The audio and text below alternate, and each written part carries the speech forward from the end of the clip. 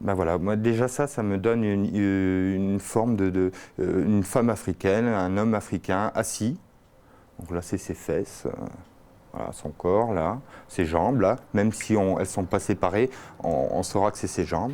Alors que l'avenir de la sidérurgie dans notre région est plus que jamais compromis, alors que l'acier lorrain ne sera bientôt plus qu'un souvenir, d'irréductibles artistes prennent le contre-pied et tentent de redonner une nouvelle jeunesse à ce métal. Après l'exposition de Jeannot présente à l'espace culturel, nous sommes partis à la rencontre d'un autre sculpteur qui utilise lui aussi le fer comme matière première. Avant d'exposer ses œuvres le 1er mai au Font Saint-Martin, Éric Delacroix nous a ouvert les portes de son atelier, situé à Thillot, à une vingtaine de kilomètres du lac de la Madine. Je suis sculpteur depuis 10 ans. J'ai suivi, avant de me mettre à la sculpture, j'ai suivi un CAP de métallier. Et ensuite, j'ai voulu en apprendre un peu plus, donc j'ai fait un stage en ferronnerie. Et puis voilà, ça a démarré comme ça, donc il y a exactement 11 ans. Et donc, ben voilà, je fais de la sculpture sur fer avec on n'appelle pas ça du fer, on appelle ça de la ferraille, hein, parce que c'est de la récupération. De la récupération, voilà qui est à la mode en ce moment. Un aperçu rapide de l'atelier d'Éric Delacroix suffit à comprendre ce boulimique de ferraille. Rouillé, cassé, ici les objets s'empilent, se mélangent et s'entassent.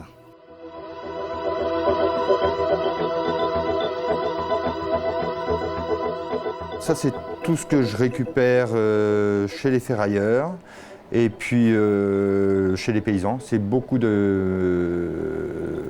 formes d'outils agricoles. Donc, bon, des fois aussi, ça m'arrive de prendre quelques outils. Mais par contre, si je trouve un outil qui peut encore fonctionner, je ne le soude pas. Ça, c'est un principe. Tout ce qui peut encore servir, je ne soude pas. Je récupère parce qu'il y a des belles formes, tout ça. Après, moi, je les garde pour moi, pour mon plaisir, ça. Mais voilà, moi, je soude tout ce qui est inutilisable. À coups de baguette à souder, les sculptures d'Éric Delacroix prennent forme.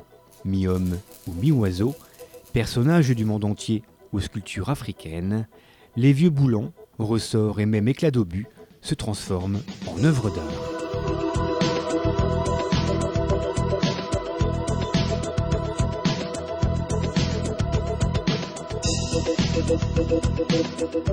Donc je fais de l'assemblage en utilisant très peu d'éléments pour donner un aspect final à mes sculptures. Donc j'essaye de travailler 3-4 morceaux, des fois un petit peu plus, mais maximum pour donner quelque chose, un rendu, soit un personnage, un animal, un totem, enfin voilà.